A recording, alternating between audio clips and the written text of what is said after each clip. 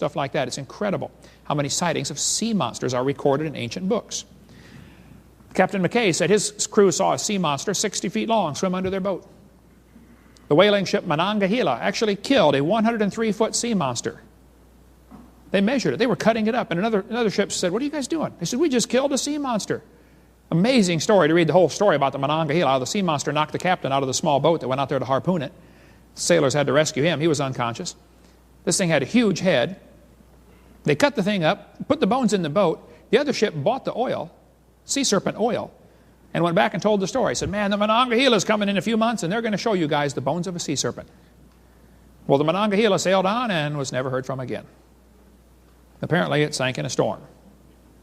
So I'm sure some more sailors got laughed at for claiming they saw sea monsters. One of the guys who later rescued the folks on the Titanic was Captain Ralston, Arthur Henry Ralston. In 1907, he saw off the coast of Ireland a sea monster. He sketched pictures of it. He said it was a sea serpent. Now notice what this author of this book says. This book is called Titanic, Triumph and Tragedy. The author says, "However imaginative the young officer may have been," excuse me, do you see any prejudice in that statement? In other words, he thinks he saw a sea monster, but I know better because, he was there and I wasn't. One German submarine commander said that when they sank a British ship during World War I, what appeared to be a giant sea monster came flying up out of the water, 60 feet long, 4 big flippers. There are stories of giant octopus pulling ships underwater. You say, "Come on now, octopus never get that big." Oh, they get pretty big. This one washed up on the beach in Florida, St. Augustine, about 100 years ago. The octopus was 200 feet across and weighed 5 tons. That's a big octopus. That's not the biggest one. A whale was killed near Seattle. Inside the whale's stomach was one arm to an octopus. All around the whale's body were 18-inch scars, circular scars, where something, either a giant octopus or squid, tried to drown the whale. See, whales love to eat octopus or squid, either one. And squid and octopus never stop growing. Now, if you're an animal that never stops growing, someday you won't have any more enemies. By the way, if you ever see a piece of puked up octopus floating around in the ocean, be sure to grab it. It's worth a fortune. Does anybody know what they make out of puked up octopus? Perfume. That is correct. That explains a few things, doesn't it, fellas? Hey, dear, you smell like a puked up octopus. Mm-hmm. Yeah.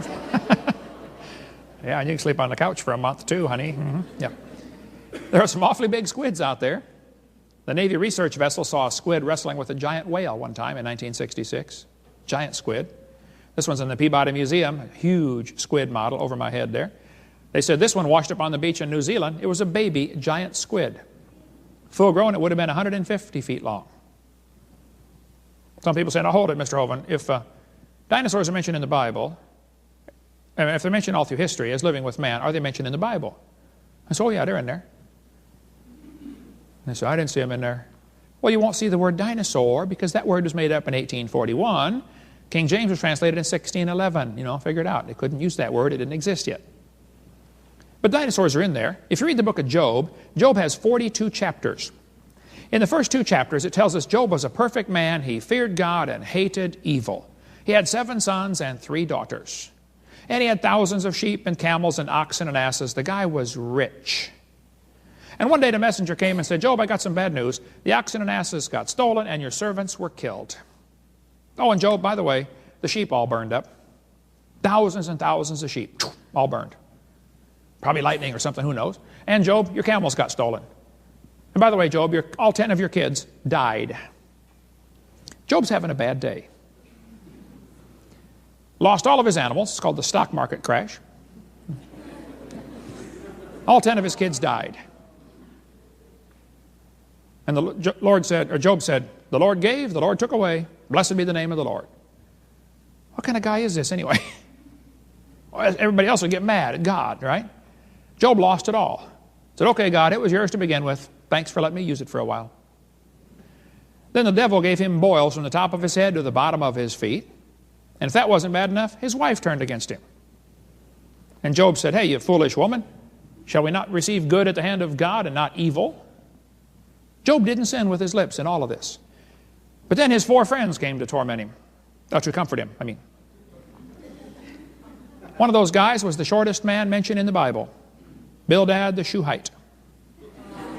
It's pretty short, folks, okay?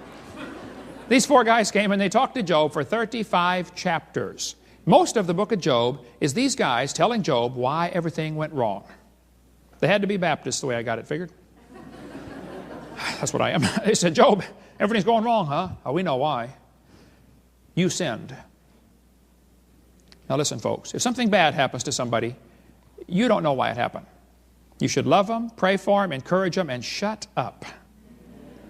Don't go to the hospital when they get their gallstones taken out and say, hey, brother, these aren't gallstones. These are tithes and offerings. God's getting them out of you one way or another. Don't do that, okay? Let God take care of why everything's going on. He can handle that just fine. He doesn't need your help at all. So Job is sitting there scraping the pus out of the boil, sitting in the dust by the graves of his 10 kids, wondering, what's going on? He said, I wish the Almighty would answer me. Lord, why is this happening to me? And folks, you don't have to live on planet Earth very long before you're going to be wondering why some things happen to you. If you haven't got there yet, you just keep living. It'll happen. Job didn't know about Romans 8:28. It was coming, though. God said, we know that all things work together for good to them that love God, to them that are the called according to His purpose. Now, this verse does not say everything that happens is good. It says everything will work together for good. It's a big difference. I'll show you. Has anybody here ever been hungry? Ever been hungry? Suppose you come to my house, you say, Brother Hovind, I'm hungry. I'll say, man, come on in, have a seat. I'll give you a cup of flour. Ugh. I got it. Lean back, open up. We're going to shove in a spoonful of salt. Now that'll help you. How about a spoonful of baking soda? Oh, wow, that stuff tastes good. You're probably getting kind of dry by now, so lean back. We're going to pour down a half a cup of Crisco. And chase it down with a cup of buttermilk. You say, that would taste terrible. How about if we mix them all together first and make biscuits?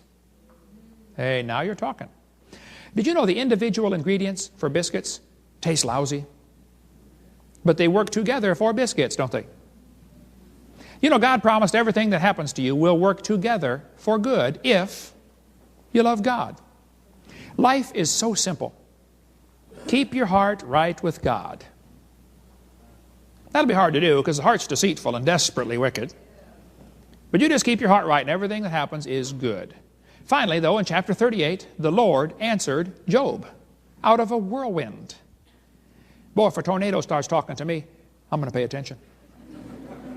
And the Lord said, who is this that darkeneth counsel by words without knowledge? Hey, by the way, many false cults take a lot of their doctrine from the book of Job. One of Job's friends said something like, you know, the dead die and they don't know anything. Well, that's one of Job's friends saying that. It's true that they said that, but what they said was not true. Be real careful getting a doctrine from the book of Job. You know, read the verse and then say, okay, that's interesting. Now, who said this? If it's one of Job's friends, it's true that they said it, but what they said may not be true. Just really be alert. Same thing in Ecclesiastes. That's the wisdom of man under the sun. It's not the wisdom of God above the sun. Okay? Just be real careful about getting your doctrine from those two books. Just take it very slow. God said, who's darkening counsel by words without knowledge? God said, gird up now thy loins like a man, for I will demand of thee, and answer thou me. Where wast thou when I laid the foundations of the earth? Man, I read that 34 years ago as a brand new Christian, and I thought, what a dumb question. Where were you when I built the earth? How many of you were here when God built the earth? Now, kids, this is going to be complicated, okay, so listen carefully. Since you were not here when God built the earth, that means that God is older than you are. How many can figure this out with no help?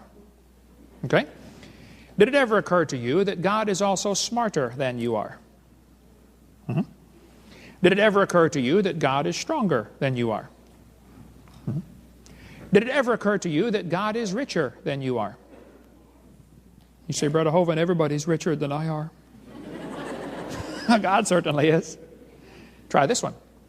Did it ever occur to you that nothing ever occurred to God? Things occur to me all the time. I say, wow, I never thought of that before. Did you know that never happens to God? He has already thought of everything. He even knows and understands the imaginations of your thoughts and mine. This is a pretty cool verse. Not only does He know your thoughts, He knows the imaginations of the thoughts.